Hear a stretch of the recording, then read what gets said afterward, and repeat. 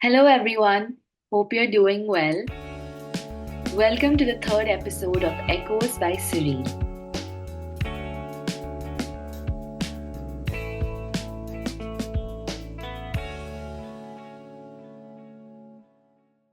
Echoes presents a unique take on change making in inclusion and belonging. It combines knowledge from history with the wisdom of thought leadership. We are your hosts. I am Anisha, Posh and DI expert at Serene, and with me is Ishani, founder and CEO of Serene. Our guest for this episode is Flavia Agnes, a pioneering women's rights lawyer, legal scholar, and author of groundbreaking books like My Story, Our Story of Rebuilding Broken Lives, Law and Gender Inequality, and Women and Law in India. Flavia has spent decades championing gender justice and legal reform, aiding amendments in law and improvements in the criminal justice system. Flavia also co founded Majlis, a legal and cultural resource center with this important objective in mind. Welcome, Flavia, to our podcast. Thank you so much for accepting it. Thank you. Yes. So, for our listeners who might not be fully aware, could you tell us a little bit about the important work that you do in the realm of gender justice? Yeah, at Majlis, we do active litigation. We are a group of lawyers and support persons, and we help mainly on two issues. One is domestic violence, and one is sexual violence. For domestic violence victims or survivors, we go to court and help them to access the laws that are there so that they get protection from the courts, injunctions, compensation, whatever is the law promises. And for sexual violence victims, from the time the FIR is filed, we give support to them, particularly minors who are sexually abused, and we walk with them the legal journey right to the stage of trial, and especially when they give evidence in court, etc., so that they're much more confident when they go to court, and they're so not so nervous or daunted by the system, and are able to depose very confidently about the abuse that they have endured, so that they can secure convictions. So these are two pronged our work mainly. So that is some important work that you do, Flavia. And we at Serene also work to ensure safety in workplaces, for instance, through the POSH law. So we address a lot of sexual harassment in the workplace and those kinds of instances and help people feel more like more safe and secure in the spaces that they frequent. Actually, I'm so excited to have this talk with you because I have referred to your work and read your work quite a bit.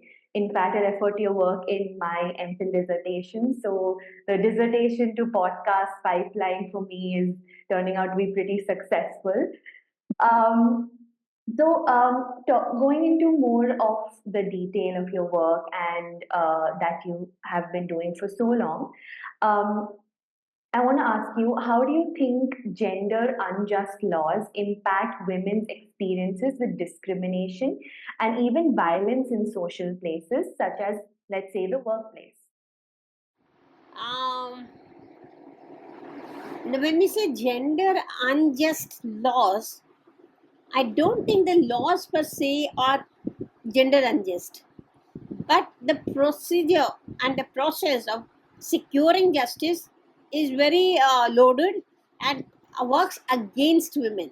So, this is one of the major problems that we have, that how do you dismantle these laws, how do you negotiate these laws, and how do you walk this legal journey?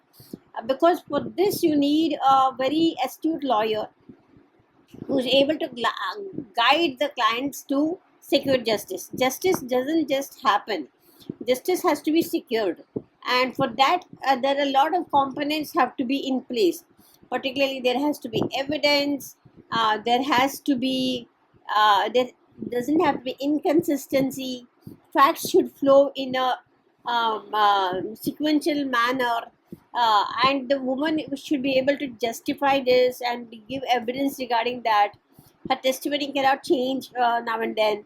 She has to stick to her facts, no exaggeration, etc. There are a lot of these rules are there, and the women have to be very well aware. Not only the women, but those who help them also have to be very well aware of this, and they have to state the basics, and they have to stick to these basics. Otherwise, the law turns to be unjust and the body becomes against women. So, these are very basic factors that we have to keep in mind while we are helping women.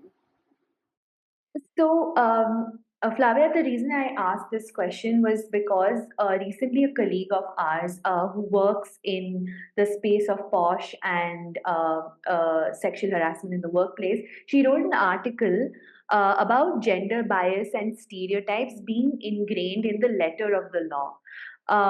And you have also spoken about how Indian laws need to evolve more towards gender justice. Um, since laws do not exist only within courts and are intrinsically also informed by social trends and social realities, do you think that, let's say, how you said, lawyers need to be more invested in gender justice to be able to advocate for it? Do you think bias within advocates also impact women's experiences with discrimination and violence? It certainly does. And you need to have very sensitive lawyers, because unless your lawyer believes in you, the lawyer is not able to strategize for you based on your reality, based on your facts. So this is very crucial, and that's why we started Majlis. That's why we said we need sensitive women lawyers who are well versed with law, but at the same time are very sensitive and gender just, who are attuned to women's reality, what happens to a woman when she goes through violence, how is she able to press her case, why is she not able to press her case, what are the inconsistencies therein, etc., and her social reality, and not use it against her but help her to navigate this and go through the court processes to secure justice. So this is our main aim to in Majlis, to for women to secure justice.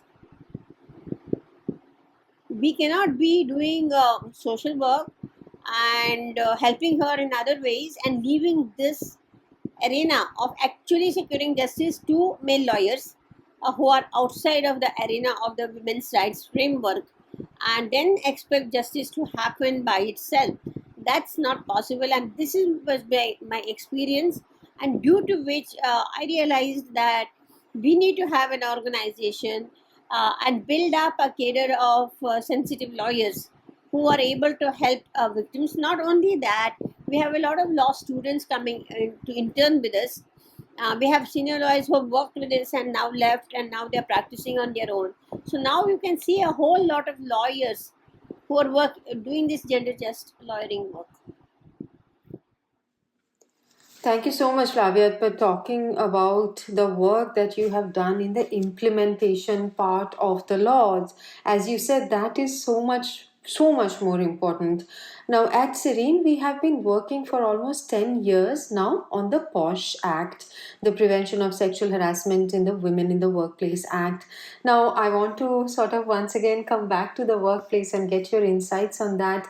We have an extensive legal system which has been put in place to address sexual assault, to address rape, for example. I myself have dealt with cases of rape in the workplace. A lot of people don't believe that these things happen, but there have been so many cases of workplace assault, workplace rape that we have had to deal with. Now, see, for example, the Bharatiya Nyaya Sanhita, the BNS, which came into force in July 2024 to replace the Indian Penal Code. This is also updated to make the rape laws more stringent, more victim centered.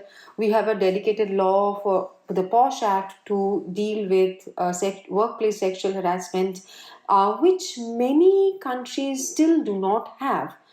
Even though we have these systems, we still see report after report of violence against women. Now, my question to you is, where is the challenge? Is that our laws are not robust enough? Is our legal system not doing enough to understand the realities of gender violence? Is it that the laws are too new for a country such as ours? What do you think could have been done better? Actually, we have all the laws. Our laws are gender just also. Every time the trademark of the women's movement has been every time there is an injustice, the campaign has revolved around law reform. That we need a new law to deal with this, whether it's rape, whether it's domestic violence, whether it's dowry death, whatever it is. Always there has been a demand for changes in the law. The premise is that if there's a better law, then there won't be violence against women. But that's not the case. The law comes into effect after an incident. And if you see our conviction, and that is supposed to be a deterrent. Now, recently, West Bengal has passed a law for death penalty for rape victims after the gruesome rape and murder of the young doctor in the hospital. Now, there is a belief that this will improve situations. But this will not improve situations because nobody looks at the criminal code and see what is the punishment and then goes and rapes. That, oh, this will give me less punishment, that will give me more punishment, etc. Nobody does that. They just do the violence, whether it is Posh Act, whether it's anything. Nobody discusses the criminal code or refers to the criminal code to say what should I be doing? Should I be doing this? Should I be doing that? So only after an incident, there is the legal procedure comes into force, and then you start acting on that. Now here the issue is that when there is a stringent punishment, it will act as a deterrent, and more cases will not happen. Now two things go wrong here. One is the long delay. A criminal justice system has such a lengthy procedure for the trial that it takes years and years for the end results, and many times the victims lose hope.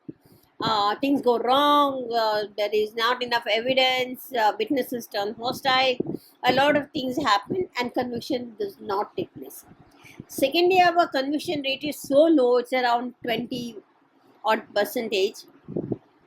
So large number are acquitted. So there is no deterrent value. And everybody says, even if I get convicted in this court, I can go to the next level, I can go to the senior level, etc. And this is what is causing a problem for us. So just a stringent law is not enough. That there has to be whole infrastructure, the enough criminal courts. There cannot be so much backlog of cases. Sensitive judges are required, sensitive public prosecutors are required, sensitive police investigating officers are required. They have to do the investigations very well, very thoroughly, not haphazardly. With all that, you cannot get justice in the court. So these are all the things that are lacking. The procedural things are lacking. Thank you for that very insightful answer, Flavia. It is very important that we as a country are able to update our legal infrastructures to meet the current demands of people who are facing harassment, violence, discrimination.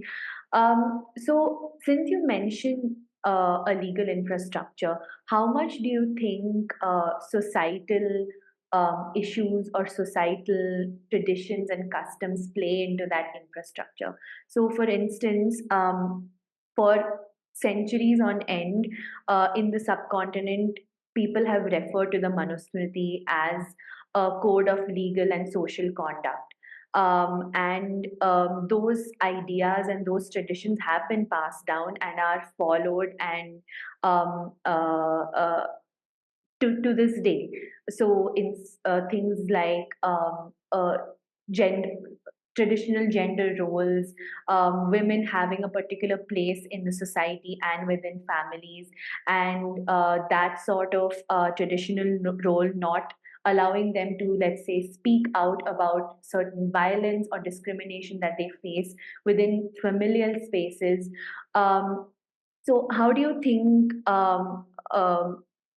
we can update our legal system by challenging traditional mandates that impact behavioral change? Actually, the women's movement has done a lot to change the value systems um, in the society, in educational institutions, in NGO spaces. There's been a lot of change there about value system, about women's role in society, about marriage, about subordination, and what women go through, etc. Like for instance, we have in 1955, Hindu woman got her right to divorce. But today also, if you see, so much domestic violence happens, and the women do not think that divorce is an option for them when they face violence. They endure it till they die, and that is the socialization that goes into it, goes into them when they're small and when they get married, and even after they get married, that this is your place, you have no other place. So when things go, only when things like this change, when parental attitudes toward their daughters change, and they are ready to support a daughter who is a victim of violence, can we hope to not just a law. There is a law is there, but unless you access it, it will not give you relief. So the parents have to be play a very supportive role. The community has to play a supportive role. The friends and neighbors must play a supportive role to help this woman to overcome violence. Otherwise, there will not be a change. And we've been doing it for the last 40 years, but we can't see much change. Some change is there, but not much. I absolutely agree with you, Flavia. Something that astonishes me when we read about these cases of violence against women, especially the recent case in Calcutta, where that is my hometown. I often see mostly women writing about them, whether it is women authors or women journalists or on LinkedIn, even. Most of the times, it's women who are absolutely, touched and writing about them. How often do we see men openly talking about it, right? Absolutely true. Anisha, over to you for the next question. Flavia, as you mentioned, that there needs to be a support system for victims to be able to speak out and seek justice and redressal. Um, in our experience of handling posh cases, we have witnessed in many situations complaints being withdrawn, or complainants refusing to come forward because of the stigma and the fear of retaliation, which is so real, especially in a society like ours. So, what are some of the biggest challenges that you have faced when connecting complainants with the justice system? That fear is very real. Because of which, like 99% of the cases don't get reported. They're just swept under the carpet. Now this Calcutta case, gruesome rape and murder, has come out, and before that there was a Nirbhaya case, etc. Only rarely these cases come out and come into the public spaces, and there are a lot of protests.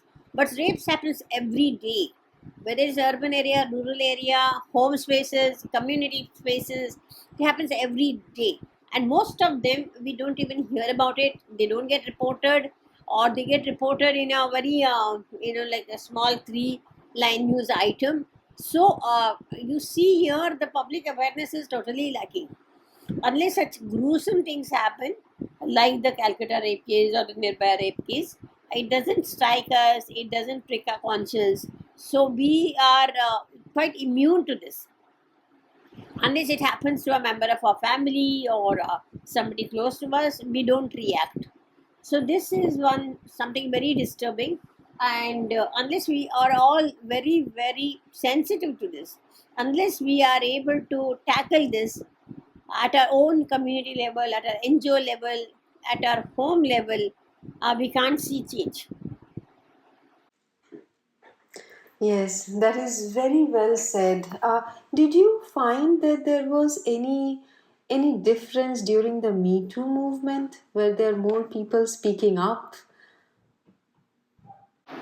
There are a lot of educated women who have gone through this, and they were speaking out, and that was very good, and there was a very strong social action that was happening. A lot of writing, a lot of journalists were writing, and these well-placed Yes. men who were exploiting women, and I think that was a Yes. very good start that for us here to bring these guys to book. And a lot of and they were not afraid of giving their names and the names of their Yes. abusers, saying that this That's happened true. to me. Though there was stigma attached and all, these were very confident women, and they said no, it has happened to me. And that Yes. was what was striking about this Me Too movement, that it happened to me and I am out there telling this. And so that was a very good initiative, and a lot of Yes. people benefited with this, and a lot of guys got scared, so that if they do something, that cases will be reported.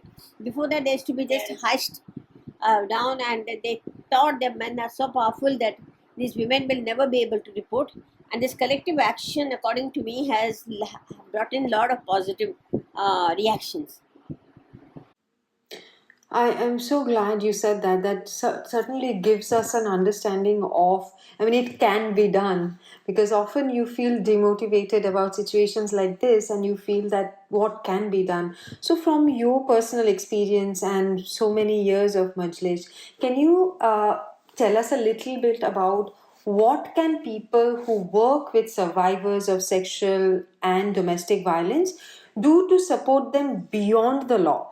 What can they do to empower them in reaching out to the justice system? Like Anisha often said, that the fear of retaliation is there, so often they do not want to file that FIR. So, what can you do to empower them to make sure that they reach out and seek help from the justice system? What we have is not just a legal program, but it's a socio legal program.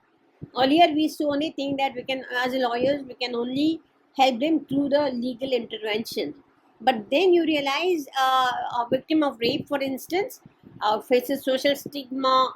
If it's a girl, she's out of school, her family suffers, she suffers economically. If she's working, then she's thrown out of her job. There's a whole lot of things that happen to women.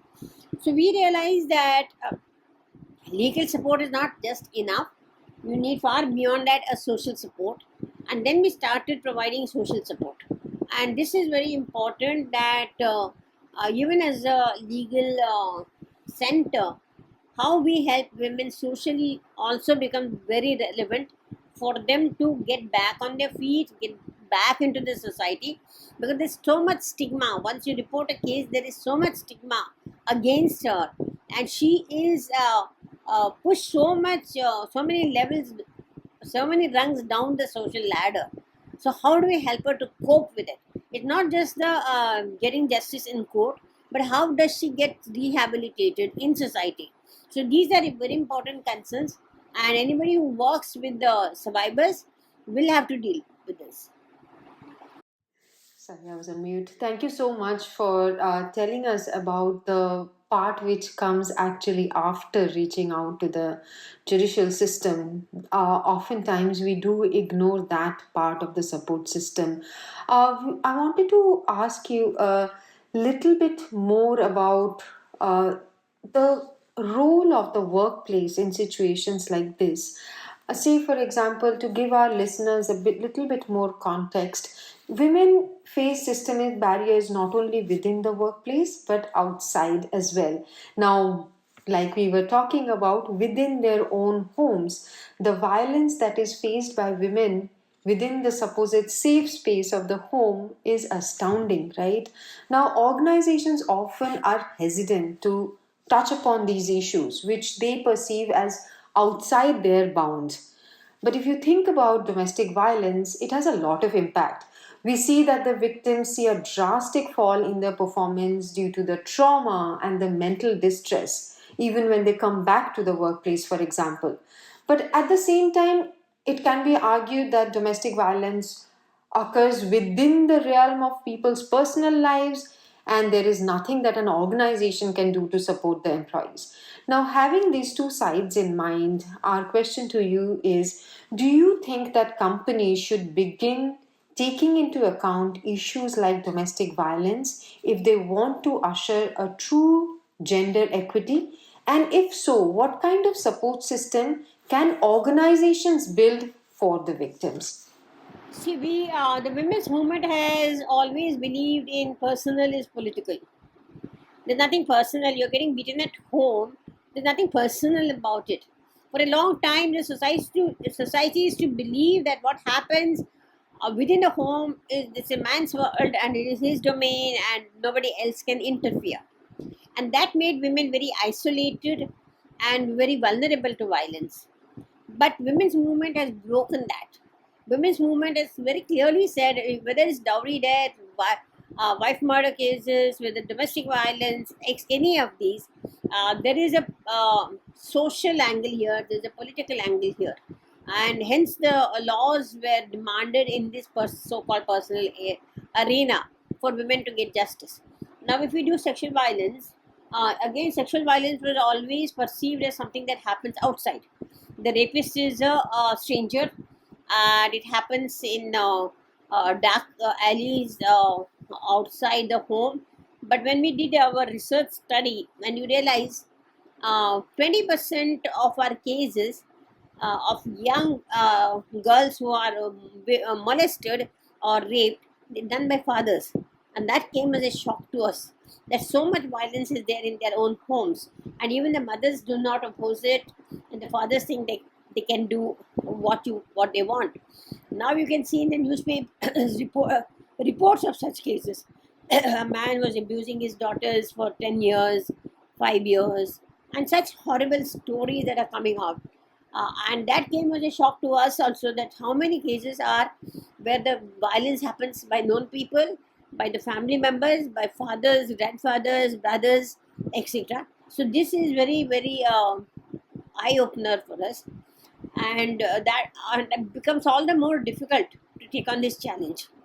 Uh, but we need to do it in order to secure women safe spaces and particularly protect young women. Earlier, the judiciary never used to take it seriously, and police never used to take it seriously. But now, at least, there's some awareness, and there is a greater sensitivity towards such places. And what happens then is that home itself doesn't become a safe place for them. They need to like access shelter homes, leave their home, leave their surroundings, and very, very traumatic. So we need to have much greater vigilance regarding this, and they need much more support. A stranger rape, that guy rapes and goes away. Here you are living with the rapist day in and day out. You do not have mental peace. You do not have security here. So then what do we do? So this issue is very, and the girl is so young, 8 years, 10 years, 12 years, and the father is the provider. Father is at home. He's got all the support, and nobody believes her.